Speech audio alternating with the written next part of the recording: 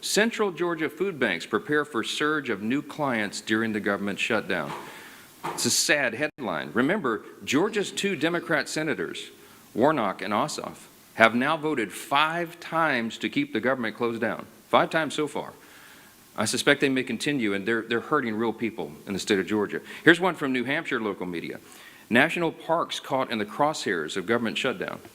Let me point out that both senators from New Hampshire, Senators Shaheen and Hassan, have repeatedly voted to keep the government closed, and New Hampshire's national park sites closed by extension. How about New Jersey? Here's a headline yesterday. Hospital at-home telehealth programs on hold amid government shutdown. You got 2 Democrat senators in New Jersey, Andy Kim and Cory Booker, and they have repeatedly voted against funding these programs, which New Jerseyans rely upon daily. Here's one from Michigan. Michigan nonprofit leaders said a shutdown would be at best disruptive and at worst potentially devastating for local communities. There are 2 Democrat senators in Michigan, Gary Peters and Alyssa Slotkin, and they have voted now 5 times to enable this devastation upon their communities. One more, I could do this all day. Here's one more from CBS News. Government shutdown fears have Colorado food banks bracing for potential new visitors. You guessed it, 2 Democrat senators from Colorado, Michael Bennet and John Hickenlooper. They keep voting over and over to keep the government closed. Democrats claim they want to negotiate, but that is already happening in a bipartisan, bicameral fashion. And we brought in the chairman of the House Appropriations Committee this morning, Tom Cole, who can talk more about that. But I just want to say this as I yield to Mr. Cole, and then you'll hear from the rest of the leaders, and I'll take some questions. There is one sad and inescapable fact that no one can forget here. This shutdown is nothing more than political cover for Chuck Schumer and the Democrats. They are worried about the Marxist flanked in their Democrat Party. The Marxists are about to elect a mayor in New York City. That's Chuck Schumer's state, and he's terrified that he's going to get a challenge from his far left. I've noted that Chuck Schumer is a very far left politician, but he's not far enough left for the communists, and they're coming for him. And so he has to put up his dukes and show a fight. So they picked a fight on something that's not even related at all to the shutdown and the funding that we should have gotten done by the end of September. We just need a stopgap measure to give us a little more time to get the job of Congress done. They refuse to do it because they're playing politics, and real Americans are paying the price for it. But let me introduce Chairman Cole, and he can tell you about some of these discussions that have been going on. Mr. Cole. Thank you very much, Mr. Speaker. Usually when I follow the Speaker, I usually think I should just say what he said and excuse myself right away. But in this case, it is pretty easy. I mean, we've had a pretty decent year in the House Appropriations Committee, all 12 bills out of committee before September 30th. 3 that we are in negotiations on with the Democrats. Those negotiations have gone very well.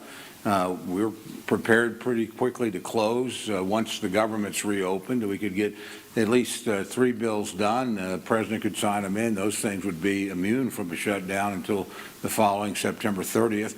Then we'd pick another group of 3 or 4 bills, and then we would do in cooperation with our Democratic colleagues and start working on that. So the process, honestly, was moving along pretty well, and then we had unrelated demands, obviously related to repealing work the Congress had already done on Medicaid, and then these new discussions on subsidies. And I do want to point out, at least the bill we have right now in front of us doesn't even go till December 31st. I mean, these actions would still, we could do this work and still have time to turn around, as the President and our leadership has pointed out in both chambers, and sit down and talk about these other issues. But it's hard to do much when the negotiations aren't happening simply because the government is shut down. So again, we're prepared to work. I've got very talented counterparts on the Democratic side. They're good negotiators. We've negotiated a lot of labor issue bills together between Patty Murray, Rosa DeLauro, and myself, and obviously Susan Collins is one of the best legislators in the building. So it's not like we were going to have a hard time, I think, finding common ground, but you do have to restore the government for that to happen. Democrats are not likely to move bills while they've got the government shut down, because it suggests that absent that, we would be moving through the process as normal, and frankly, in a much better shape than we've been in recent years. So, again, I'm just hopeful that my colleagues in the Senate, and it's worth pointing out, a majority of the Senate's already on our side, a bipartisan majority of 55. So this really does get down to Leader Schumer and the bulk of his caucus to simply shutting down the government over items unrelated to what we normally do in appropriation. I've mentioned this to both the Speaker and the Leader because they make these decisions, but we should not be handling Medicaid on my committee. We should not be handling the Obamacare subsidies simply because we don't have the expertise or the jurisdiction to do either one of those things. What we can do is move the bills through the process and make sure that every soldier is paid, make sure that every air traffic controller is paid, make sure that the American people don't lose any services. So we're prepared to do that. Frankly, I think my Democratic colleagues are prepared to do that once we resolve this shutdown, and that's quite simply in the hands of Leader Schumer and the bulk of his caucus. When they make the mind that they want the government up and running, believe me, we'll move very quickly, and we'll try to move away quickly from a CR status to passing bills individually or in small groups and get folks up and working again and get the government restored and continue that process as we're supposed to do. So with that, Mr. Speaker, I just yield back. Well, appreciate the work that Chairman Cole and the Appropriations Committee have done months and months ago to get us in a place where we would be ready to have all of the appropriations in a place where you can negotiate those differences. It was Chuck Schumer and Hakeem Jeffries who chose to take their toys and go home, all to appease the most radical elements of the far left, because Chuck Schumer is more concerned about his political job than he is about the jobs of millions of American families. American families' lives are at stake here. Whether or not we're going to be able to pay our troops, whether or not people can get on an airplane and go visit a relative or take a vacation, whatever their plans may have been, are being disrupted.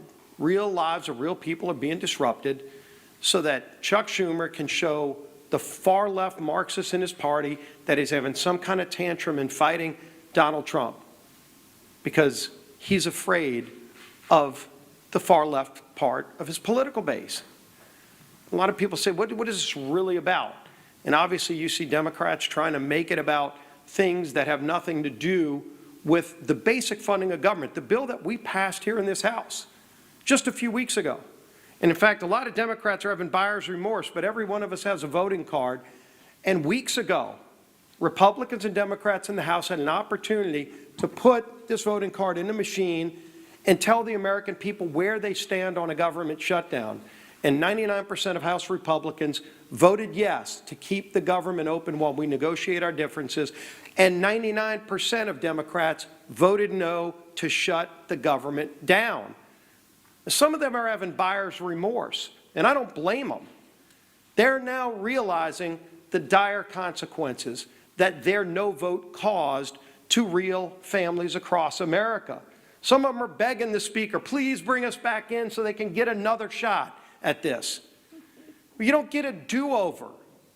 They picked the wrong side. They voted to shut the government down. They failed the test. But the good news is they can get bailed out by the Senate.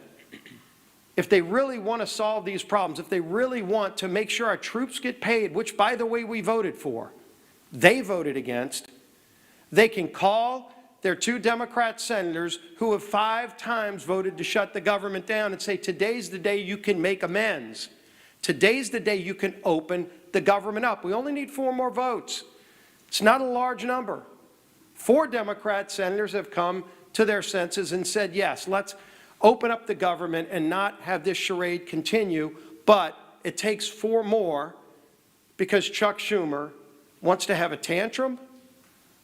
Well, let me tell you what another senator just said yesterday about why this shutdown is going on. He said, quote, this is a Democrat senator yesterday, the point of this shutdown is not just suffering for suffering's sake, but to make a point.